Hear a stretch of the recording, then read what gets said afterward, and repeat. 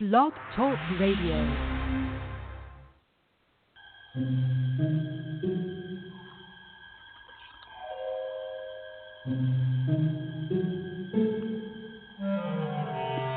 Archangels, ghosts, and Bigfoot, oh my. It's just another night for Supernatural Girls. Real stories, real answers to life's biggest supernatural mysteries. And now, for another exciting interview with paranormal experts from this world and others. Here's your host, paranormal researcher Patricia Baker, on the one, the only, Supernatural Girls.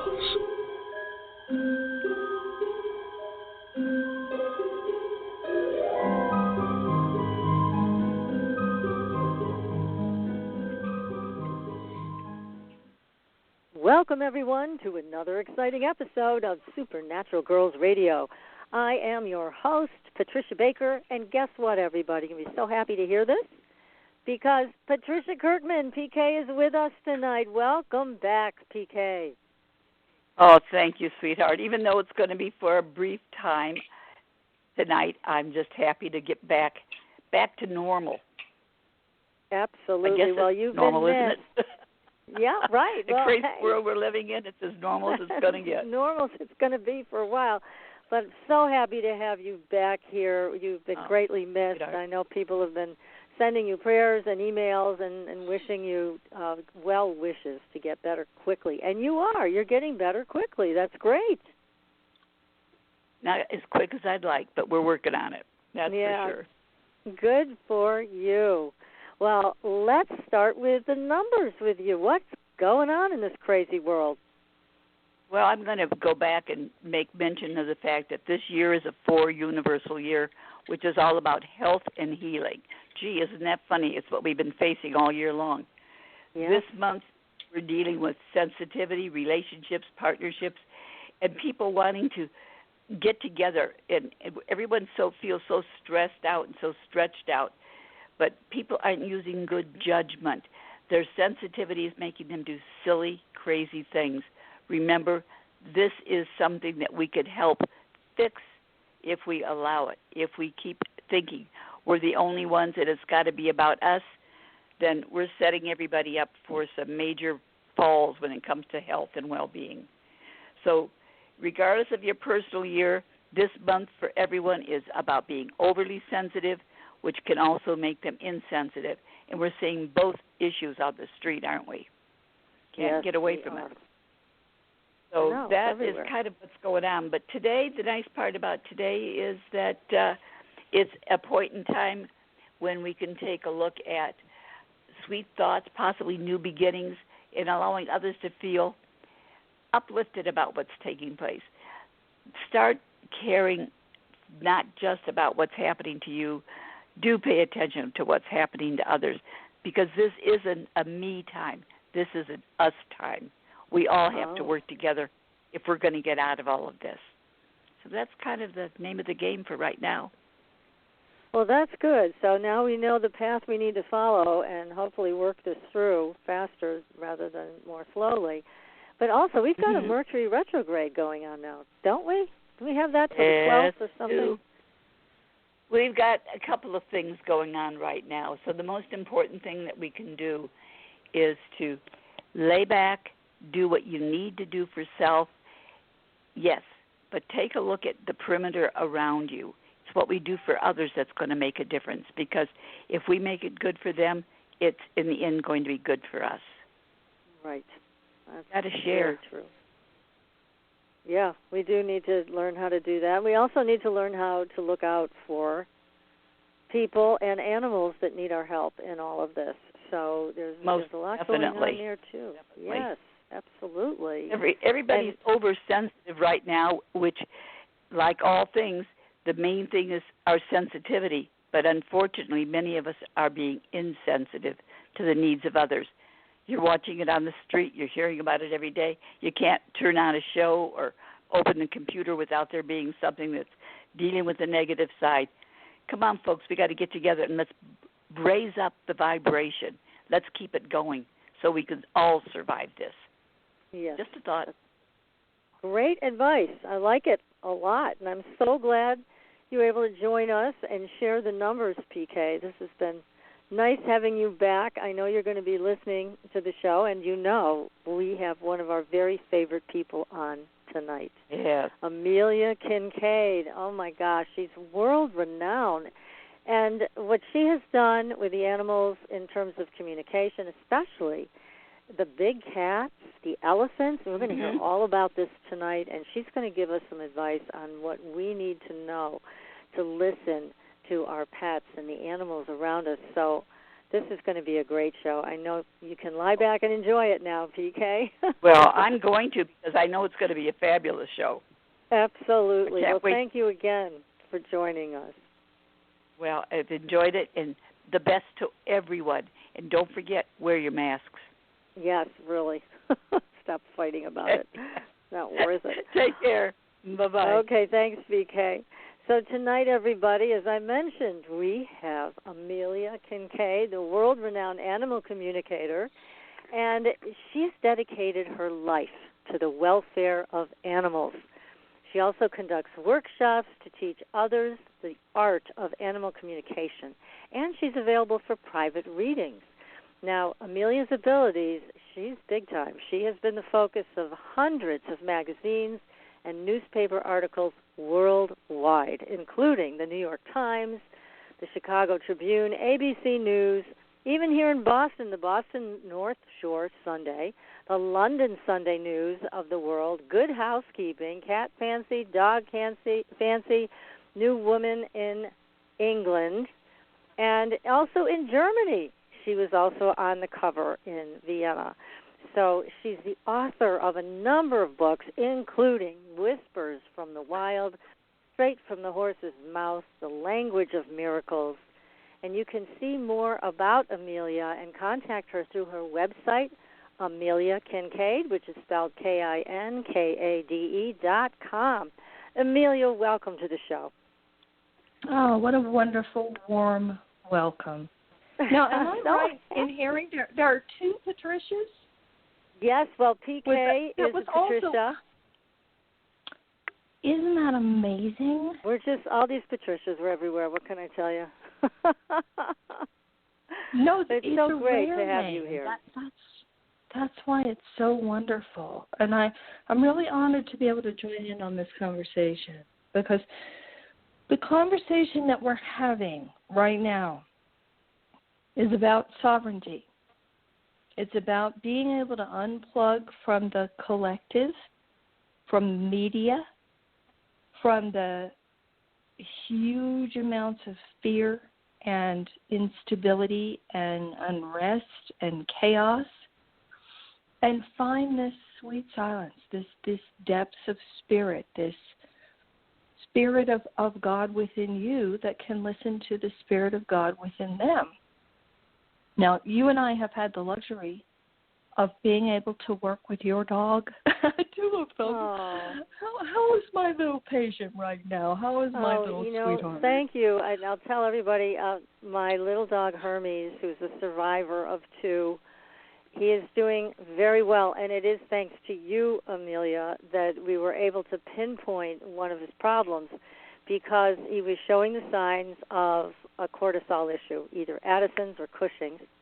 But he also had something else going on, and Amelia, you pointed it out right away. You went right to the pancreas, and sure enough, Hermes had pancreatitis on top of all the other stuff. So we were able to treat him, to change his diet, and he is back barking for treats and, wanting to go out and run around. So, again, I can't thank you enough, because your insight gave me the right direction to go in for getting him treatment, because unfortunately, and I have to say this is nothing against veterinarians, because they have also dedicated their lives for the most part to working with and for animals. However, Addison's and Cushing's, they are both known as the great pretender, and it's sometimes veterinarians miss that diagnosis. I think that is what happened with Hermes' brother Gabriel. Unfortunately, we weren't able to get him the right diagnosis, and he passed. But Hermes exhibited similar symptoms and the pancreatitis on top of it, which you found. So thank you. He is doing much, much better. Thanks so much. Wow. I'm glad. I'm just the messenger. So what I teach is learning how to listen. And it seems like the simplest thing to be able to do. I mean, today when I was tuned into what we were going to talk about, and I kept hearing, be present with all your love. And when I'm teaching, I say, be present with all your love. Like that's a no-brainer, you know. Mm-hmm. Calm your mind, eliminate all thought, back up behind the emotional body. Don't identify with the thoughts or the emotions. And taking a step further, don't identify with the present personality, with the physical body, with the illusions of being in a three-dimensional video game. So there's no past, there's no future, there's no thought, there's no worry. There's nothing in that space but love. There was this incredible letter that Einstein wrote to his daughter.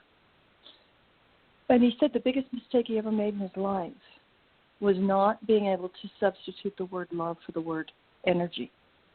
So in our equation that helps define all of matter that we now understand in the world of quantum physics so far, if we eliminate the word energy and we put in love.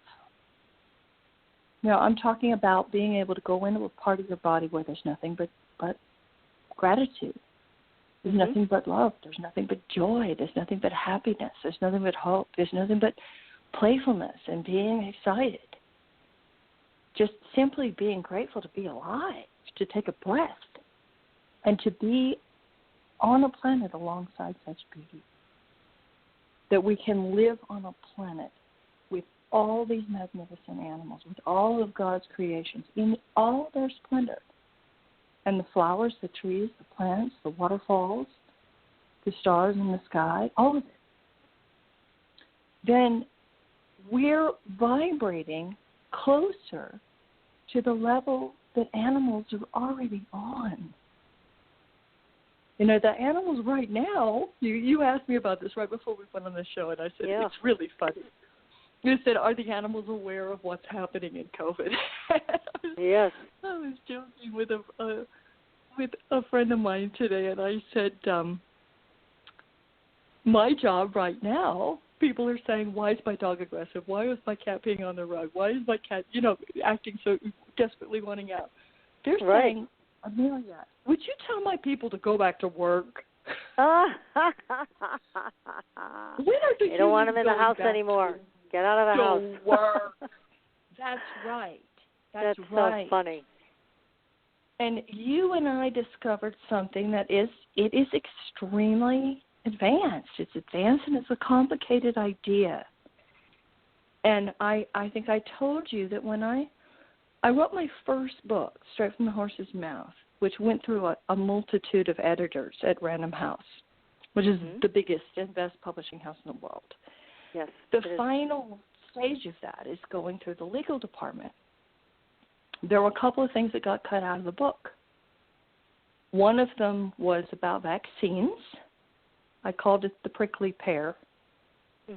And I blew the whistle on a lot of these poisons that we're putting into our animals' bodies that are not necessary, that are later going to manifest, especially in little tiny dogs, as colitis or even blindness or a number of different kinds of illnesses. Because you're bringing up something. I've got to make a comment here because this is one of my big pet peeves with vaccines for dogs. It's the same as it is in some ways for children. They give too many vaccines at one time, and the other thing is overwhelms their immune system, and things happen badly from there. But the other thing is, and I just found this out a couple of years ago from one of the veterinarians that I consult with, that they are mandated to give the same dose of a vaccine to a Great Dane as to a Shih Tzu. Now, really? I mean, that to me is imbecilic. That's right. They think that it's a completely benign vaccine. I've personally experienced where I would have a cat fixed, and the vet would say, oh, by the way, while she was under, I updated her shots. Oh, great. Let me get this straight. You just gave my kitten a hysterectomy. She's going to go home with no painkillers. They're expecting you to contain your cat so that she doesn't jump, so that she doesn't tear her stitches. And you put a 5-bundle poison in her at the same time as she's recovering from the surgery, and without telling me. So, I mean, that was many, many years ago. That kind of stuff doesn't happen anymore. My vets work with me. My favorite vet in Los Angeles, I'd take my cat in, and she'd say, what's wrong with him? Yeah, she's asking you. Oh, I love it. Thank you for asking, because I know exactly what's wrong with him. And then I'd go in the back and just work for free and volunteer and try to help out. So anyway, where I was going with this is something that I called osmosis illness. And I think I told you this briefly when we were working with your dogs. That yes. I'll tell one of the most amazing stories of yours. I had one client who came to me, and every single dog she got would get some obscure platelet problem. Now, they weren't from the same family. They weren't the same mom. She'd go out and get a new dog, and the new dog would get a platelet problem. Then she'd go out and get another, happy, healthy dog, and it would get a platelet problem. Finally, I turned to this woman, and I said, what's wrong with your blood? And she said, I have a platelet problem. Oh, my God. Yeah. The one that got cut from the book was called The Cancer Magnet. The woman had gone out and got 7 different golden retriever puppies. Every single dog she got died of cancer. And what we discovered in when we're deducing patterns, what energetic pattern is that person not able to cope with? They have not yet addressed it. Therefore, they're projecting it on the animal. And the animal is putting those patterns. Those patterns are in shadow for the person. Mm-hmm. When the dog gets it, then they'll address the problem. Mm-hmm. Well, I'm teaching online right now. We're talking about standing up for yourself, Oh, that right now an issue is one cat is bullying the other cats. The woman who is identifying with the victim has taken the bully cat and locked it in the bathroom. Just, you couldn't do a worse thing. Yeah. Cats will work things out if you leave them alone. Even the cat's mating rituals are crazy. I mean, they're attacking each other. It gets pretty wild, Yeah. But I said to her, and of course the person is going to come to me or one of my students and say, fix my cat, right, or fix my dog. And unless that person is willing to see that the patterns that they have psychologically might be causing the problem with the animal. And I said, does this woman have a problem standing up for herself? I'll bet you anything she's got a husband she's got an abusive husband that's bullying her. Oh, well, there you go. And the cats are acting it out. That's what they do. And, this is not so different. As you know, I did psychotherapy for many years, and this is the same thing that happens in families with kids. There's usually one kid that's a lightning rod for everything, and they act out. So it's, it's not that different. Plus, there's one other thing I was thinking of when we were talking about your writing and how it was cut out of the book. This is a lot like in witchcraft they talk about the familiar, and how the familiar, will take on things for their own. And it just sounds very similar to that, that there is that level of protection that comes about with special pets. It's not every pet, but special pets that do protect their owners that way and take on the illness or the curse or whatever to protect them. Yeah, exactly. So that idea of the familiar is the one you love the most.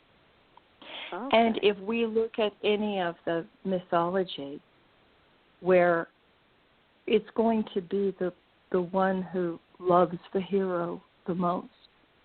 That's the one who has to play the villain, that has to betray them. Because that's what's going to push them to greater heights so that they can grow. And it is the one that you love the most that's going to take on all of this behavior that you don't like. And you don't And that's own. creating opposition between you and the animal, because you want them to do, everybody does. They want them to do this. And I'm saying, all right, first of all, we take away the idea of mine and not mine. It's my elephant because I love him. He doesn't have to belong to me. I mean, I love the tigers. I love John Vardy's tigers. Probably more than John loves them. I love the show horses more than their jockeys love them. Because I'm not saying do this the way I want it. Do what I want you to do, and then I'll love you. Right. I'm saying I love you anyway. I love everything about you. I love your cancer. I love your hip dysplasia. I love the fact that you laugh. I love the fact that you're a little bit chubby. I love the fact that you're blind in one eye. I love the fact that you drool on the floor. I love the fact that you like to roll in goose poop as soon as your mother gives you a bath. This is a funny one. I wanted to share this with you because it's so funny. Yeah. When I'm teaching, we're going into the depths of this universal spirit where there's nothing but love and light and joy. And you're able to dissolve your body into the soul that you were before you came into this life, so that you are now a star shining in space. And I'm directing the students through this meditation and hypnosis, basically, to be able to extend their energetic field and travel faster than the speed of light on a beam of love.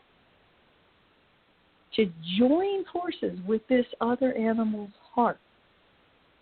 And that's what makes it possible. Then you silence it all, you bring it down. Then within the 0-point energy field, which is a spiderweb of light, you can travel from one subway system to another throughout these galaxies of light. So you're able to access the energetic field of another living being and look out his eyes as if you were him.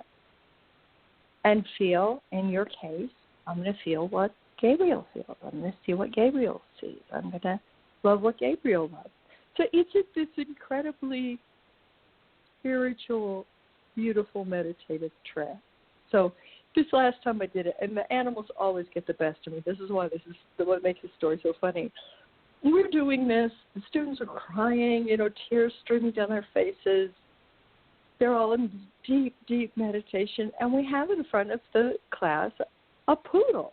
So we were in Wales, and we are all in connection with the poodle. And we always start with love. I say, okay, what other dog does he love? What's his favorite activity? What's his favorite thing? What does he love to do? And I looked at the dog. I said, what's your favorite activity? He said, fox poo. Now, I hear it, right, in front of the whole class. I said, fox poo. I said, do you like to eat it? He said, no, I like to roll in it. I like to roll in it. I said, when do you roll in it? He said, after I've had a bath. Oh, of course. And he laughed. And then the coordinator who owned the poodle, I don't like the word owned, but, the guardian of the poodle, said when she would take him to the groomer, his favorite thing was to go out and find fox poop and roll in it, so that when he came back, she reached down. She said he'd be gooey, just slimy, wet with it. But that's a challenge. Yeah, but right now, they're trying to lift us up. They're trying to teach people that we can find joy. We can find happiness. We can find something to be grateful about. And how to live in this world without all the mess that the humans have made out of it. Definitely. Now, let me ask you a question about how our pets perceive time. My understanding is they do not perceive time the way we do. Is that true? What idiot came? I'm sorry. Wasn't me, I swear. You know me. You know, you and I have spent a little time off camera. You know this. Okay, so some scientist, I don't even know who to blame for this, decides that your dog is happy to see you after 5 minutes. And your dog is happy to see you after 5 hours. Therefore, your dog doesn't know the difference between 5 minutes and 5 hours. What kind of a fool would come up with something that ridiculous? Yeah, see, I thought that was kind of stupid, too. Yeah. That's stupid. Have you ever tried to feed your dog 10 minutes late? Yes. There it is. Oh, definitely. I've gotten lectured. They'd click into daylight savings time. I don't know how they do that, but they do. They don't miss a beat with that. And their ability to tell time is better than ours. It just is. It may be the gravitational forces. And they're also better at being in the present moment, right? They can just be, where we're always worried about some damn thing coming up or what we did in the past that we're not happy about. But they have a knack for this, right, of just being in the present moment. They're not in their heads the way we are. Okay. You know, we're busy monkeys. We're actually a kind of ape. We're one of 5 great apes. Mm-hmm. We're the most neurotic and violent of the 5 great apes. And we're constantly having to be busy, worried about something that hasn't even happened yet, feeling guilty about something that already happened. I mean, so much of our thoughts are negative. And when I'm teaching people how to give a command, visualize what you do want. Now, if you say don't bite, and you visualize the dog biting, and you use the words don't bite, the dog hears bite. Right. If you say don't jump up, the dog hears jump up. If you say don't attack the other dog, they see the pictures in your mind, they feel your emotion, and they hear the intention of the command, attack the other dog. And I'll say, why do you attack the other? Well, she told me to. No kidding. So if we were going to make our words match what we do want, then it would be relax your throat, relax your jaw, keep your teeth in your mouth. Keep all 4 on the floor. Relax. Everything's okay. You don't need to run after the other. Just stay right here with me. Stay in step with me. Where to go? Now, here's the question, because you understand and you're giving us great advice here about the real reason to use this type of positive command and positive reinforcement and to stay away from the negative commands because they don't work. They work against us. How do you get them to listen? I mean, you have a knack for this, but what about the rest of us? I mean, you're able to communicate with them. You're in the present moment. You open your heart, and they're right there with you. So how about those of us who are just learning this? How do we do that? Yeah, them listening is not the problem.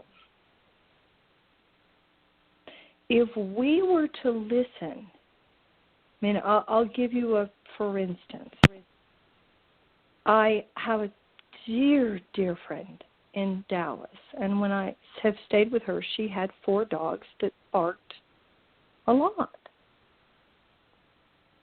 Well, the lady talks a lot. I mean, I love her, but she does. She's a talker. So, of course, the dogs they're talkers. They're like, hey, this happened. I need to tell you about this. And so the normal response, most people will try to hush the dog. Shush. Stop it. Shush. Right. And one time, all 4 dogs raced into the other room. They raced up to a sliding glass door. They're barking hysterically. And I tune in on it. I said, what is it? They said, there's a raccoon. There's a raccoon in our yard. And I said, really? I got up, I went into the other room, and I joined them at the glass. Now, I'm part of their pack. Right. They have alerted me to something that's important to them. And I'm not going to say I don't love your behavior, I'm going to say what's important to you is important to me. I love you, therefore what is important to you is important to me. Show me what's important to you. They said, there's a raccoon in it. I said, okay. I just missed it. I didn't get to see it. But they stopped barking after that. So their message got across, and they were able to calm down after that. Exactly. Now, one time I was teaching, because this will be the first year I probably am not going to get to go to Africa. I've gone to Africa every year for 19 years. And if people go to my website, they'll see my charity, the anti-poaching campaign. I work with the kids in the schools. But one time I was in South Africa. Every single person who lives with a dog has this experience. The woman that I was staying with, I was in a B&B, and it was off the beaten track, and there was a very big, gruff South African woman who had these 3 huge guard dogs. And lots of people have German Shepherds in South Africa. And in the middle of the night, the dogs just went nuts. Now, I heard it roll through the neighborhood the way it died. And this is it's kind of like a 101 Dalmatians, where one of the dogs goes, it's 5 o'clock and all's well. And the other one goes, it's 5 o'clock and all's well. They do that. They roll through the whole neighborhood. So the funny. Dogs were barking just ferociously. I mean, not their normal tone of voice. And I tuned into the dogs. I said, what's happening? And I heard this, intruder climbing over the back fence, blah, blah, blah. And the next morning, the owner of the B&B came up to me and she said, whoa, my dogs were barking in the middle of the night. I said, yeah, they sure were. She said, did you hear what they said? I said, yeah, I heard what they said. Intruder climbing over the back fence. It's actually stealing a telephone wire, because that's what they sell by the side of the road when they're starving and need to sell something. But let's say that you reverse the whole current. So you're not trying to get something or make them hear you, but that you're going to listen to them. Let's say that your dog is barking, and you don't want your dog to bark when somebody walks by. But let's say your dog is saying, here's a man who's never been in this neighborhood, Mom. He smells like gunpowder, Mom. He's got a gun in his back pocket. He smells like alcohol, Mommy. This man, he smells like drugs. I mean, they are able to do that. And in South Africa, she said, they saved my life last night. I said, I know they did. Yeah. I said, how did you know what they were saying? And she said their tone of voice was different. If there's a deer in the yard, there's going to be a certain bark. If there's a cat in the yard, there's a certain bark. If it's the postman, there's a certain bark. If there's a fire, it's a different bark. Or if there's an intruder trying to break through your window, there's a different bark. And if we were a lot more respectful, then we could learn from them. Well, we could. And again, I think part of it is what you were talking about just a few minutes ago, which is seeing them on equal terms. That what you were saying is, because I love you, I'm interested in what you have to say. And so that puts you on a whole different level with them. And instead of talking down to them and trying to make them behave, you are developing a relationship where you really want to know what they're thinking and feeling. It's totally different. It's totally different. They're not my slaves. It's not a toy. It's not, I got you because I want to control you and tame you and make you act a certain way. I will go to them and say, you're my teacher. Mm-hmm. Will you help me hear you? Will you help me be a lot more sensitive? Can you show me what you're saying? Can you show me what you're feeling? Can you show me what you're needing? Can you show me? And then I'm never in a hierarchy situation where I think that we're at the top of anything. I mean, you can go outside and get in a conversation with a lizard, and you're going to learn things that you didn't know, because every single one of them is a master teacher in their own right. So I come in at their feet. I come in humble as a student. And then the more humility we have, the more they tell us. And then by virtue of the trust, by virtue of the relationship that we have, the day I have to say to that cat, I need you to get Miss Carrie. Now, I know this is a drag. We got to go get your teeth cleaned. I know you don't want to go to the vet. I know that. Would you please come do this for me? They'll do it. Yeah. They'll do anything you want them to do. But you've got to love and listen to them first. Yeah, it makes sense. I mean, that's how it has to be with any good relationship. There has to be that give and take, and you have to be a good listener, which a lot of people don't know how to do that, and they're so used to thinking of animals beneath them, and I think that's a real detriment to communication. Well, anyone who made that up, and so much of what we experience today is at the mercy of books someone else wrote or research somebody else did. It's not a raw, authentic relationship of what's happening in this exact moment, in this present moment. My mother has doctorates in radiation biology and molecular chemistry, and we were having a conversation the other day about the astronaut who helped me write my second book. So it's all about the quantum world and about energy being exchanged on a quantum level and why telepathy is possible and why all this works.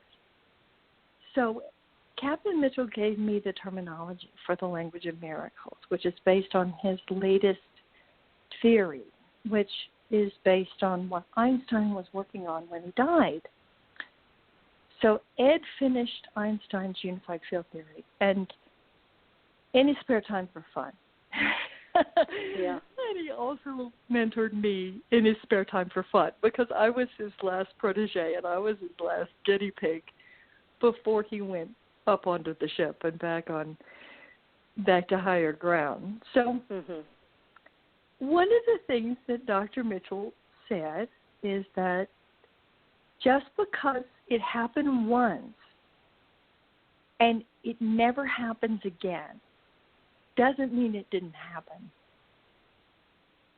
Exactly. Now, scientists, they put a lot of energy in trying to replicate things. If I met Dr. Emoto, who had done all that beautiful work on water. Yes. And when the scientists tried to replicate his work, they couldn't do it. And so they all came out and said, oh, he's a fake. This stuff that he's made all this up about how the water can't vibrate on a certain frequency, that it's going to be changed by the frequencies around it that are shooting through it. I mean, of course it is. Of course it is. And he could do it. And I've had things happen with animals that happened once. And they've never happened again. And then with me, there are things that have happened multiple times, and that leads us down a different path. I don't have anything to prove. I mean, I want to know what is important to this shark. I want to know what's important to this elephant. What is important to this bee? Now, how does this creature How do they love? What do they think about? What do they miss? What do they want that they're not getting? Do they have a past, a future? What's the scope of their emotional state, their intellectual state? And for this show, you could talk about much more complicated things, like cats who can teleport. Right. They can. I mean, cats can they teleport. can. That's a fact. Exactly. That's amazing. But they can do that. I know cats also seem to have this, and I'll tell you just one quick experience, but I once was looking at a cat in Bob Monroe's house at the Monroe Institute at the Newland, and he was on the table, dining room table. I was sitting in the chair, and we just looked at each other, and all of a sudden I was hit with the most complicated geometric forms. I couldn't even grasp them. It was coming from him.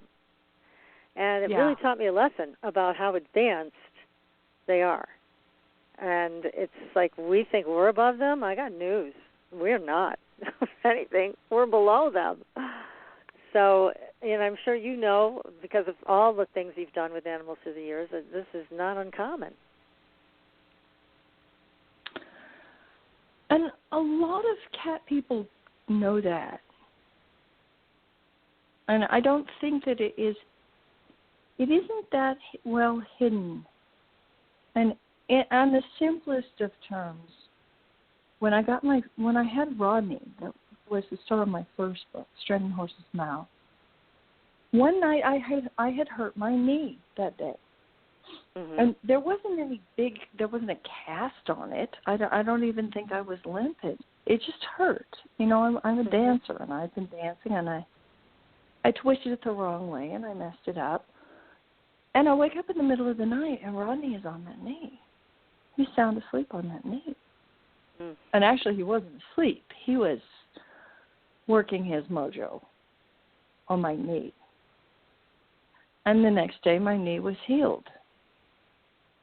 How and great if you don't That's believe wonderful. they can reason, one time old Aunt Flo from my more recent book, she was a cat that couldn't be touched.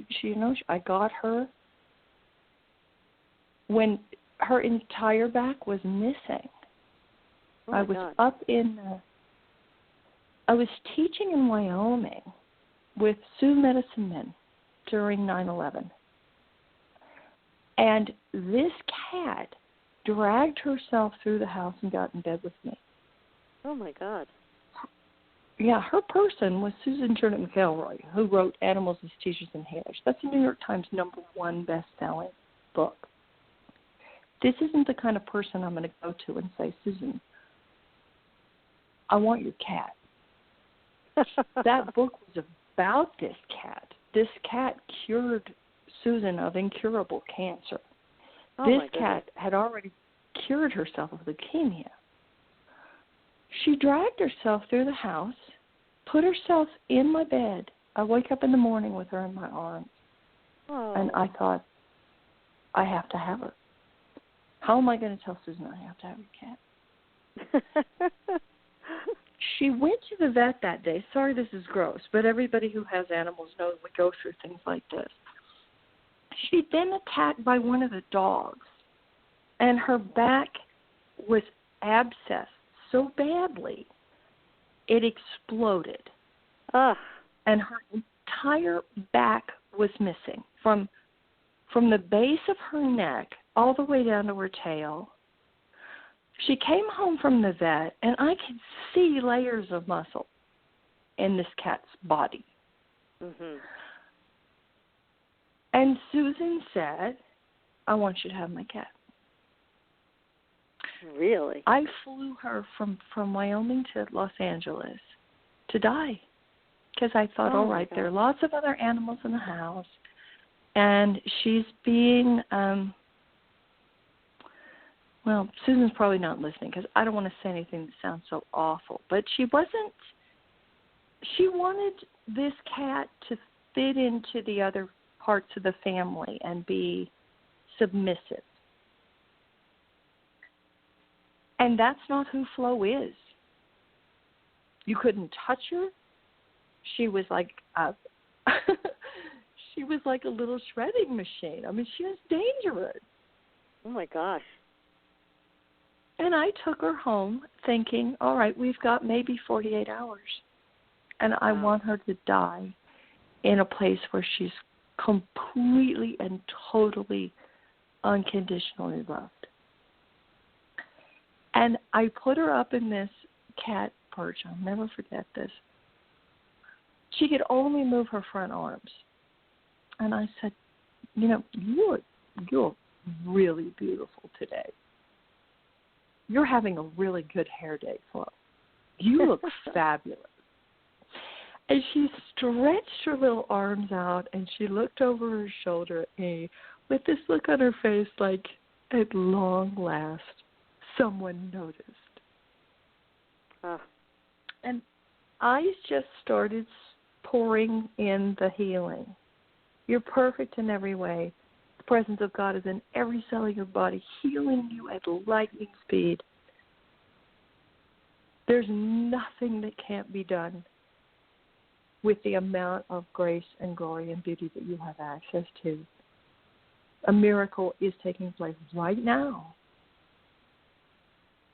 She not only grew all the muscle in the fur back, the fur grew back like a little bunny. She was fuzzy when it grew back. She cured herself of incurable spinal damage in the process. My goodness. Well, she came to the right place for that experience with you. Well, yes, she did. She did. And she taught me also. And she taught me about boundaries and respect. She taught me about standing up for myself. She taught me that it was okay for her to stand up for herself. I didn't try to make her anything she wasn't. I said, you are a ferocious little whoop-ass. You're a monster. You're dangerous. I love that about you. And it didn't take too long until that cat was in my bed in my arms. Well, that is an amazing story, and I'm so glad to hear that she got better. I mean, that's very exciting. So as you're saying, anything is possible. And again, I want to encourage people to obviously seek medical attention for their pets if they have a problem, but it's good to add this as an adjunct of treatment, this spiritual loving connection that you gave Flo. Thank you. And this is the medicine. And one night I woke up, I had a sore throat. And she was in her perch, and I was in bed, and she wasn't with me. I woke up in the middle of the night, and that cat had her paw on my throat. Oh, my goodness. And she was staring into my eyes. And this was like something out of a horror movie. I mean, she was staring into my eyes. Not only did she know she could fix it, she bothered to fix it. Right. She knew that she could help, and she bothered to do so. Now, if there's one thing that human beings need to learn from animals, it's that. Well, it is. I mean there are many stories of people having spontaneous healings, either by laying out of hands or prayer or whatever. So we know it can happen, and it can happen repeatedly, yet we tend to dismiss it. And that's our mistake. The animals know better. They know how to love. And so bring people back to wholeness. Cats have 9 lives because they have access to states of healing that humans don't understand. Okay. They can go to sleep and go home to wherever they came from and heal themselves and then rebuild their three-dimensional form. And they have so much to teach us. But all the animals do. I mean, you and I have talked about just the messages that you're giving and about having fun, teaching us how to have fun. Your dog's going to wake up every morning. He doesn't care if he's sick. He's going to say, hey, let's have fun. Let's go have fun. Let's go find Right. something fun to smell. Let's go explore the world. Let's go look for babies being born. Let's go look for new baby birds. Let's go look for mice. Let's go look for flowers blooming. Let's go look for good smells. Let's make good touches today. Let's touch each other. Let's kiss each other. Let's hug each other. And they're our salvation right now. Oh, they really know are. how to live on this earth happily and in harmony with nature. And if we let them guide us instead of all the negativity that we see. They also know how to hold the form, because as I was taught by a Cherokee medicine woman years and years ago, she said, the animals are holding the form for us. We need to learn how to hold the form for the world. And that made a lot of sense to me. Again, I really understand from where you're coming from with what you've experienced and how you see and perceive and love these animals.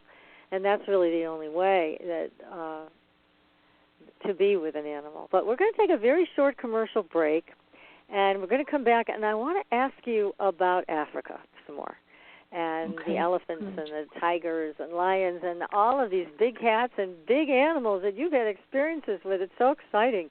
So everybody stay tuned. You are listening to Supernatural Girls Radio. We'll be right back. Pure essential oils, specialized minerals, and a revolutionary anti-aging technology. Astridian combines the best of all scientifically proven ingredients in easy-to-use creams, lotions, and concentrated serums. Astridian's advanced line of products take your skin to a new level of being healthy and beautiful.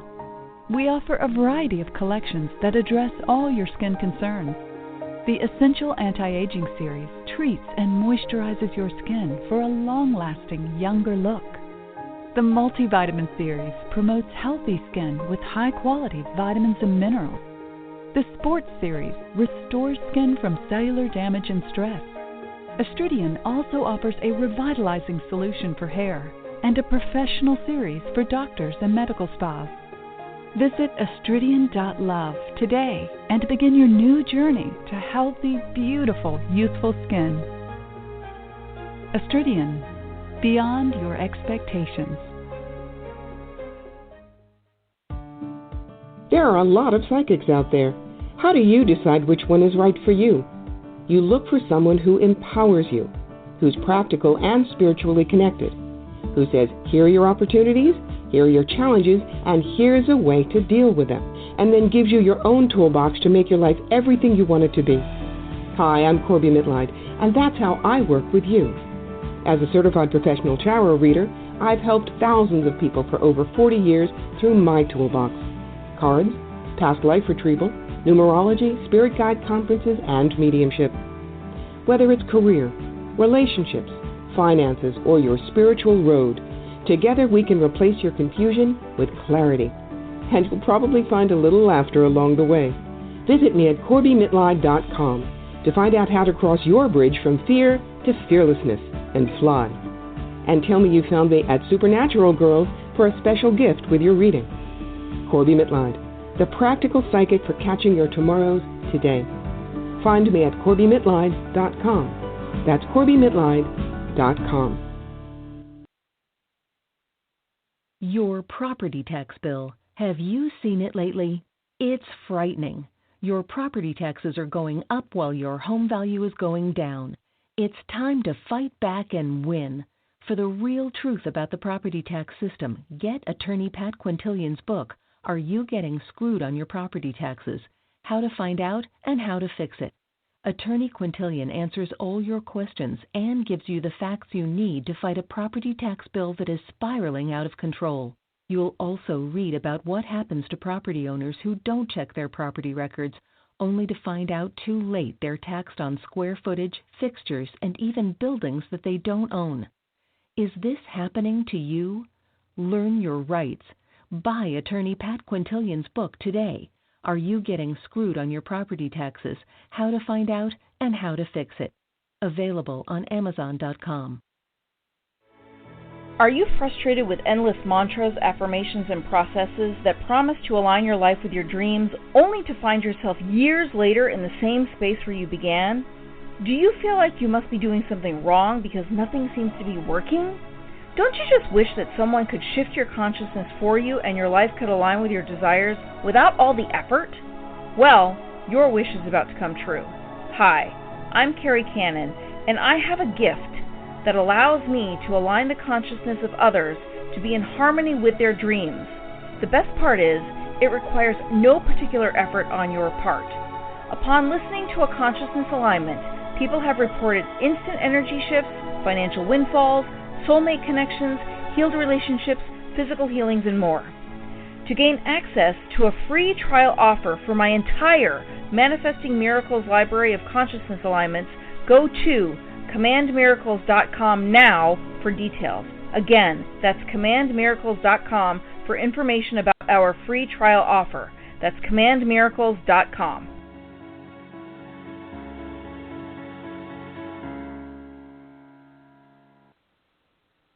Welcome back, everyone, to Supernatural Girls Radio. I'm your host, Patricia Baker, and I am here with our amazing guest tonight, animal communicator Amelia Kinkade. She is the author of a number of books, including Whispers from the Wild, Straight from the Horse's Mouth, and The Language of Miracles. So, Amelia, you've actually been up close and personal with some very large animals that have been known to be kind of dangerous in Africa. So tell us about this. How do you do this? Well,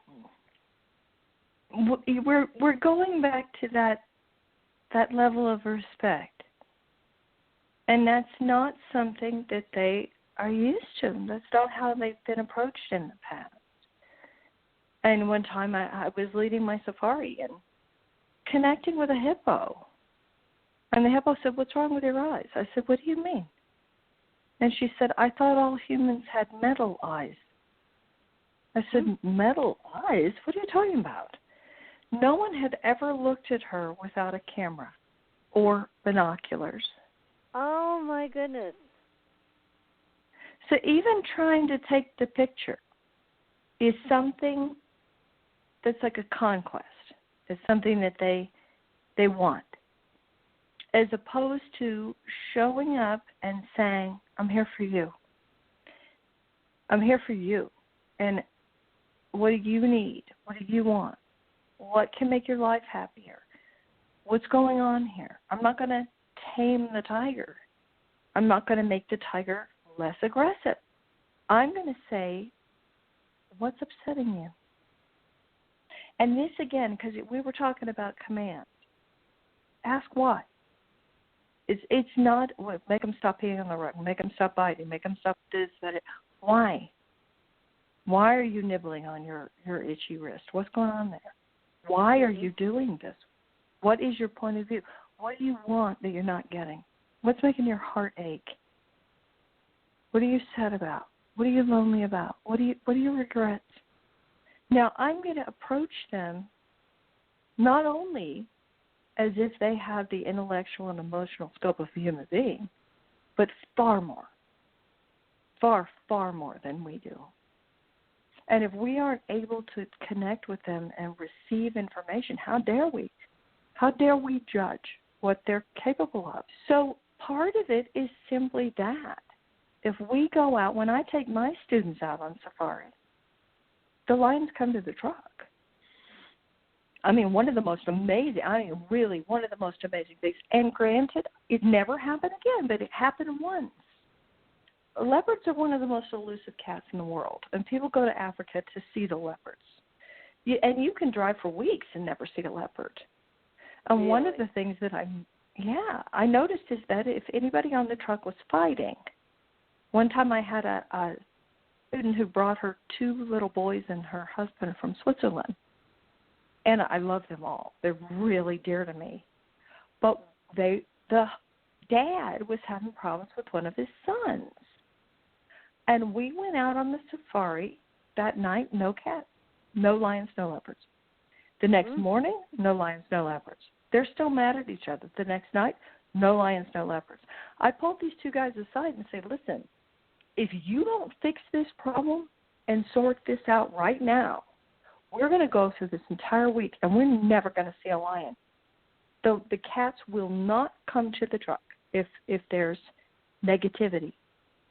Oh, okay. And when opposite is true, when I get the entire group in this state of grace, it's what Christ called grace. And that's outside of space and time. That's a love that transcends all boundaries. And when we can enter into that space, the animals come up to us and say, wow. You're not. And did the two guys straighten themselves out? They sure did. And that night the cats came. Oh, you bet. Yep, you bet. And that the lions saw them off. And the little boys created other miracles where they were manifesting. And I said, what do you want to see? A hyena. Even at that point, I had never seen a hyena in the park. And I didn't want to bust these two little teenage boys' hearts and say, there's no hyenas to hear. And I didn't do it. I said, okay. They said, we want to see a hyena. As soon as we took off in the truck, from under a bridge, this massive hyena appears and walks straight up to those boys on the truck. Oh, my gosh. But That's wonderful. One of my favorites, one of my favorite stories. I mean, all of the trucks would surround and I think I talked about this in Whispers from the Wild. They surround the leopard and they blast flashlights up into the leopard's eyes because everybody wants to get a picture. It's a night safari. And for the leopard, it's her first thing in the morning. She's just waking up. Mm-hmm. And she's got to come down from that tree and hunt or she's going to starve to death. Right. And when she wakes up, there are all these humans in their trucks beaming flashlights into their eyes. And this one leopard, and at this time, I think it was maybe my third or fourth time with one of the African guides, who not only do I learn from, but he learns from me. Mm-hmm. And I talked about that in Whispers from the Wild. These guys know more about animals than I will ever know in my wildest dreams. They live in the park, basically. But they're extremely open to this. I don't get in ego battles with native African guides. They want to learn, and I want to learn from them. So, were you able to talk to them about these flashlights in the leopard's eyes? Yeah.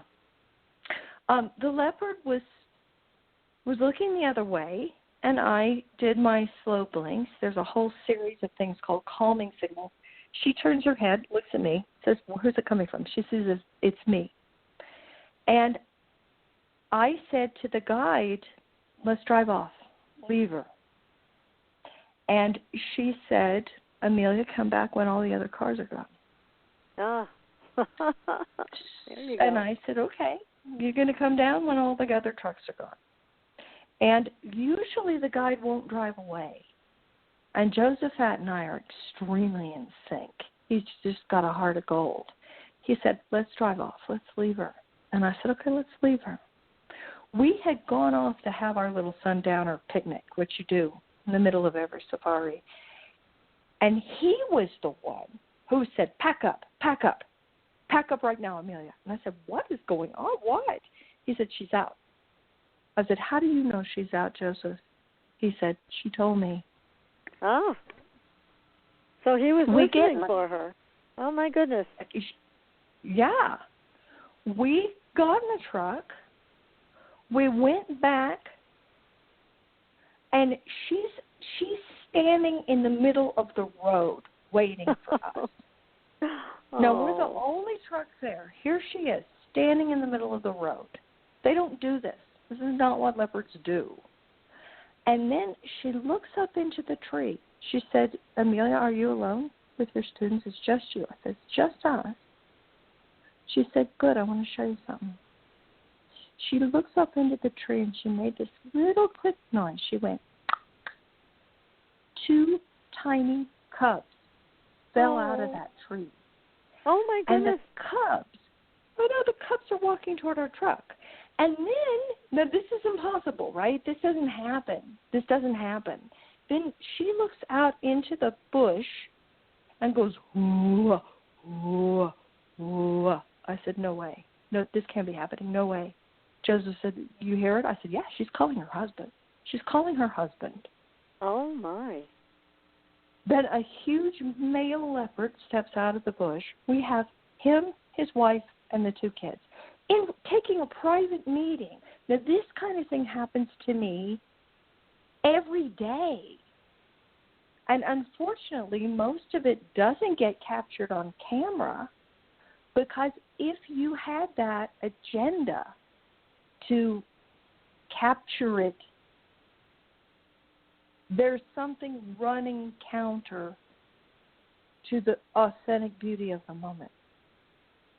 Well, that makes sense, and especially when you talked about the hippo, saying that she thought everybody had metal eyes. I mean, there's no real way, I would imagine, that you can hide somebody taking video or still shots from any of these animals. They're going to know it's going on, right? They're going to send somebody with a camera. It's rude. It's paparazzi. And I may say, tell me everything. Are you okay? How's your food? How's your health? What's going on with your kids? Anything you need us to do for you? Because I can call the vet, and she'll come in a helicopter and jump out of the helicopter with a trank gun. You let me know if you need anything, and we'll have a talk. I'll ask my group, ask them for advice. What do they want to tell you about the human race? What do they want to tell you about you? They'll give you advice about your health. They'll give you advice about your relationships. They'll give you advice about your spiritual journey. It's amazing. And once we do that, and I say, may I take your picture? Then they put on the biggest, get my good side. Have you seen, the rhino? Have you seen my legs? Oh my God, they're fabulous. Here, let me show you. And the giraffes are like, here, get a picture of my baby. Get my baby. And they're pushing the babies toward the truck. Oh, that's so sweet. But they feel safe with you and the guide, obviously, both of you. They feel a level of safety. They know they're not going to be under attack. Nobody's going to hurt them. And so in this state of grace that you both offer, looks like, they're all willing to come forward, which is just amazing. Well, they would be with everybody. Yeah. If we approach them with like that level of reverence, if we could be completely in love with them, and that's not an accident, it's a feeling that you conjure. And you and I have talked about, I teach online, so that's languageofmiraclesinstitute.com. I've got 52 lessons. People can take audio lessons and practice this in their own home. They get 365 texts to their phone. I just dropped $400 off that price to make it easier for people now. But if I'm teaching in person, because you and I talked about when we get through this thing, right. I want to touch base with my East Coast students again, because I haven't taught live yet. Hopefully, I'm going to have something happening in Chicago September 19th, if we can do it. But with every single animal that's brought out, because we bring animals out onto the stage, whether it's a parrot or a ferret, a donkey or a horse or that, then I'm going to invite you to conjure that feeling of love, where you're just admiring every inch of them, as if you were. I'm an artist, so it's as if you're drawing them. I'm going to trace every single hair. I'm going to admire everything. And that's what creates that bridge. Now, there's a trust. They have to have a reason to talk to you, and they have to have a reason to trust you. And once we establish that trust, that's the bridge from your heart to the animal's heart. The way you ask a question. Yeah, it does make a difference. Yeah, you're right. I just had a thought. I wanted to share this with you, Amelia, about a fox. Jump in. You had to cut me off if I'm running at the mouth. I'm sorry. I'm just so excited. I can't help it. Because it's one of my favorite topics. You know that. So my apologies in advance for my enthusiasm. But this just popped into my head, so I better say it now before I forget it. I was coming home one day. We live on 75 acres of land, and the driveway is extremely long. I came to the bottom of the driveway, and I saw something out of the corner of my eye. I look up, and there's a gorgeous red fox. And he was quite a ways away, but I spotted him, and I just said to him, "You are so beautiful." And I drove up the driveway and kind of forgot about it. Well, after that, this fox would come up to the house and sleep on the retaining wall in the sun. He hunted all the chipmunks that were making my husband crazy because they were being destructive and destroying everything that they could. And he stayed around, or she stayed around, for a very, probably at least a couple of seasons. I've seen her, and I'm really getting what you're saying, because it came from that unbridled statement where my heart just opened and I saw this beautiful fox, and I told her, "You are so beautiful," and she resonated with it enough to feel safe on her property. And I've got the most gorgeous photos that I took of her from the house, and she just was a magnificent fox. But again, I think I really get what you're saying. It starts with that open-hearted love, that appreciation, respect, and saying, you are so beautiful, I love you. That's what set off this level of trust, and then there she was. It was great. I felt honored. What an honor that she chose you. You got chosen. You proved yourself worthy, and then she was yours and you were hers. That's right. It's such a beautiful thing. It is when it happens. And go ahead. Yeah, I'm sorry. I'm going to stop interrupting you. No, I'm sorry. I mean, these things fly by, and I know so many. If people are listening, they're going to want to know how to do it. I mean, how to do it. Exactly. That's right. So I do teach how to do it, and that's online. I'm in the middle of a webinar series, and I also teach online when I can't teach in person. But once we feel that bridge, now it's a slight state of trance, which means that you may tear up. My eyes well with tears when I'm tuned in. That's my own cue that I know I'm tuned in. That I'm so in awe of their beauty. I'm so in love with them that I'm going to start to cry. And when I feel that, that's my trigger. Or if the animal's in heaven, because I work with, I'm a medium, so I work with people and animals that have crossed over, then it's a feeling of euphoria. There's this lightness and bliss because you're connecting through the gates of heaven. And once you feel a connection and a stillness in your mind and your heart and your emotion, and this kind of love starts to brim out of you, the way to ask a question is through emotion. I always start with something positive. So I'm going to say, what's your favorite? Who do you love? Who's your favorite other dog? What's your favorite food? Who's your favorite other person? What's your favorite activity? What's your favorite toy? What's your favorite game? Now, even if the person comes to me and they want to know if the dog has cancer or if their cat's ready to be put to sleep, I'm still going to start with a positive, because we have to build that trust. We have to have a conversation. Mm-hmm. I need to know who they are. Then we can go into, it's usually longing. If you send love and pain comes back, it means they're missing that other animal, or they're missing that person. And then we can ask things like fears, phobias, frustrations, relationship problems, post-traumatic stress.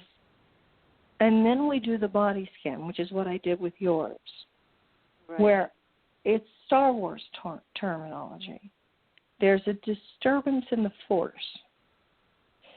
So within his body, there are harmonies between the cells and also between all the organs in the body. And when everything is in harmony, it's like an orchestra. Everything's working together. When there's something that's going to draw my attention, when I'm looking for pain, the pain is going to draw your focus like a magnet. In this case, with your dog, you didn't see me physically put my hand up to my abdomen and double over in pain. And I said, what is this? Pancreas, pancreatitis, this pancreas. Now, it's not that he didn't have these underlying problems, because I also was feeling endocrine system, pituitary thyroid, blood sugar. I'm just checking everything at lightning speed.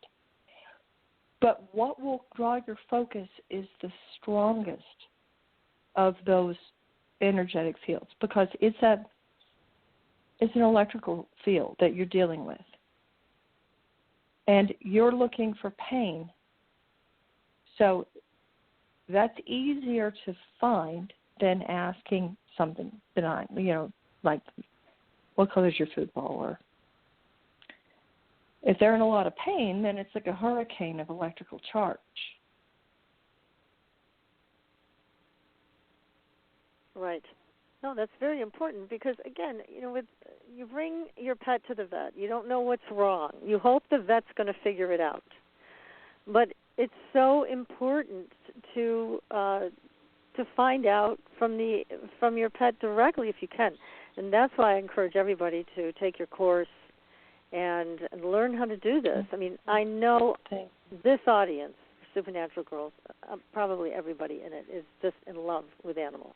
So we're all of the same mind. Yet, we get stymied. When there's a problem, of course, we get emotionally distraught over it. We bring our pets to the vet, and sometimes they just don't figure it out.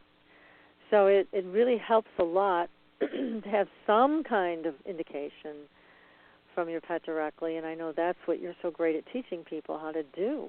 I think it's tremendously important because, like any doctor, they're not a detective. They're a doctor, so they're going to go by blood tests and things like that based on what they think is going on and symptoms. But how wonderful if they could start with the information that you gave me, the pancreas and endocrine system. It's just so valuable. And I think, Patricia, I know from watching my students succeed all over the world, this is something that is inside every one of us. We have the capacity to be in touch with all the other, I call it cells in the body of God. You're a cell in the body of God. You're a cell in Mother Nature's skin. But there's one big organism that we're all a part of. The animals know that. And the humans are out of harmony with everything else. Right. But when everyone has this capacity, and the most important thing is knowing if a problem is physical or emotional. Now, you may have a cat whose best friend got hit by a car yesterday. You don't know that. And all of a sudden, he's not eating. You take him to the vet, it could be a tooth. It could be stomach cancer. He could have leukemia. But you're probably not going to ask, what happened? What happened emotionally? Show me what happened. I work with the most beautiful show horses on earth. I work with the most expensive show horses on earth. And 9 out of 10 times, it's emotional. Even when horses are colicking, And they're going to call me, and the horse is in the hospital having a grueling surgery. And I asked the horse, "What happened? Is it your food? Is it what went wrong?" And the horse said, "My person went off to college. I was working with show horses in Johannesburg." I said, "Show her to me." 17, her name's Christina. I said, "Okay, you have a daughter who's 17 years old named Christina. She just went off to college in Cape Town." And the woman almost fainted. Now, that horse had grown up with this girl, and the girl had left the horse. Of course he's going to colic. You know, it's emotional. He misses her. He doesn't know when he's going to see her again. That's right. I'm not saying for anyone to do the work of a vet. I don't do the work of a vet. They are brilliant, and I love them. But what I'm saying is that if we can get a handle on what's going on with our animals emotionally and be able to determine if this physical problem that he is exhibiting is actually an emotional issue, that's going to save you a pile of money. And it's going to save that animal a lot of distress going to the vet to have tests run that maybe that's not even the problem. Oh, that's right. I mean, everybody knows that it's not an inexpensive experience to take your pet to the vet and have all these things done. And plus, it's very traumatic at times for your pet. So, yeah, I mean, if it is an emotional issue, it's really good to know. And obviously, if it's physical, it needs to be tended to one way or another. One of the things I really like, Amelia, and I'm sure you do too, is how many vets are now being trained in alternative practice, whether it's Eastern medicine or something else. It's chiropractic. It's just wonderful to see so many vets turning to that to basically, give options to the owners of pets. I mean, I've seen some miraculous things done with Eastern medicine and acupuncture, as I'm sure you have too. So it's really important to consider that, as an option. And I know some health insurances for pets will even pay for it. So it's worth a look for somebody like that. And certainly if you have a pet who has a special condition, I mean, what I did for Hermes, as you know, is I sought out one of the experts in the United States. And I did a consultation over the phone, and I was given a lot of great information. So sometimes it takes a little bit extra effort to get all those pieces together to support your animal, but starting with emotional health makes a lot of sense. Exactly. So of all the African animals, Patricia, which one is it that you want to talk about? Which one are you the most curious about? You know what I'd like to know about? Have you ever talked to, because since you've been in Africa, have you ever talked to snakes? My latest book is called Whispers from the Wild, and I've got a chapter there about a black mamba. Wow. I remember black mambas from Kill Bill. Very poisonous, very quick acting. That's right. If I had said, give me a minute so I can take your picture, I wouldn't be here right now. I would be dead. Sure. So I'm not saying I ever want this to happen again, but I'm not saying that it wasn't one of the most beautiful moments of my life. That I went to a lion rescue in South Africa. Now, it's granted, just so people understand this, when we get rolling again, and I'm able to take people on safari, where I go in Zambia, there are no snakes. Now, I work with cobra, and I work with all sorts of snakes. I dig them. Mm-hmm. I love reptiles.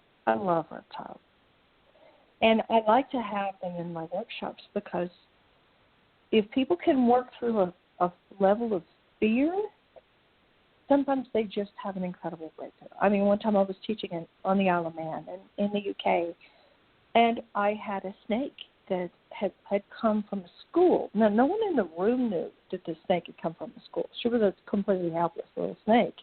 But she was in a glass, what you would call it, a glass box. Yeah. And she was bashing her head against the glass. And the keeper said, ask her why she's bashing her head against the glass. 2 of the women in the room said, if you take that snake out, I'm leaving. And I said, all right, I'm just going to invite you to face that fear. I'm going to invite you to look at her and tell her how beautiful she is. And tell her that you're sorry for what the humans have done to her. And these 2 women burst into tears. They had the biggest breakthrough. And they all said she's lonely and she's got all these hands reaching for her because she was in a school. And I had another one of these miracle stories with the tarantula in Germany. God. Yeah, a tarantula. And I didn't even know if it would work. I mean, this was many years ago. I didn't know if it would work. I was scared to death. And I love spiders. I'm respectful, but I really didn't want to pick her up. And the person said, do you want to hold her? I was like, no, I really don't want to hold her. But I'm standing up here in front of 30 people talking about unconditional love and putting your fear aside. So, yeah, I better go for this. Yeah. I reached down for her. She reached one hand up and held my hand. And I lost it. I just started bawling. And I picked her up. And she was as soft as a little kitten. No. And all 30 people tuned into her. And we said, what is she feeling? What is she going through? They all started crying, the whole room full of people. And they said she just had her sister die. And the owner said, well, it wasn't her sister, but it was it was a female tarantula. It looked just like her. It was in an aquarium next to hers, and it had just died. Now, these people picked that up from a spider. The spider was grieving. And see, and if you can't tune into them, how dare you make assumptions about what they're capable of? I mean, how would we know these things if we don't listen? Right. So the Black Mamba story, oh, no. Oh, gosh. I mean, I had gone to this lion camp. Well, we only have, unfortunately, a minute left, Amelia. So we may have to refer people to your book so that they can read the chapter about the Black Mamba. And you're going to hear about me face-to-face with the Black Mamba in my kitchen. Oh, my gosh. Well, I have the book here now. I'm going to go talk about it, so you kind of know how it ends. Oh, gosh. I just can't imagine. I do like snakes, though, I have to say. I like them, and I have never encountered a poisonous one, thank goodness, but there are a lot of snakes on the property that are absolutely beautiful, and I love them. But, again, I can't imagine this Black Mamba story, so I'm going to go pull out my copy of your book and read that, since I was curious about your experience with her. And also, again, I want to encourage people to go to your website, which is Amelia Kinkade, KINKADE.com. And you told us about another website to go to for webinars. And what's the name of that website? And it is the Language of Miracles Institute, languageofmiraclesinstitute.com. And that's got all the online training. And also people can book one-on-ones because it's the first time I'm not running for an airplane, that I actually have time to do private sessions. And I'm just loving every minute of it. Oh, that's wonderful, because I know you've been so busy over the last number of years. You were on our show a while ago, and I know you were on the run after that, and it's so nice to finally catch up with you and hear how you're doing and the infinite wisdom that you have about our connection with the animals on this planet. We owe them so much more. So, again, everybody, go to Amelia's website, read her books, take the workshop, and make a commitment to be in a state of grace and hear what the animals have to tell us. It's so wonderful, the work you're doing, Amelia. Thank you so much. It's such a pleasure. Give Hermes a kiss from his Auntie Amelia. I will. I'll give him a big kiss from you. And I know he says thank you, as I have, for all of your insight that really helped him to feel better. Thank you. Well, so, everybody, next week we'll be... Thank you. We'll be back with another great show. We're still waiting on covert disclosure. Who knows? He may show up next week, and that would be exciting. So until then, see you on the Blue Highway. Good night, everyone. Thanks for listening. Tune in next week for another radio adventure with Super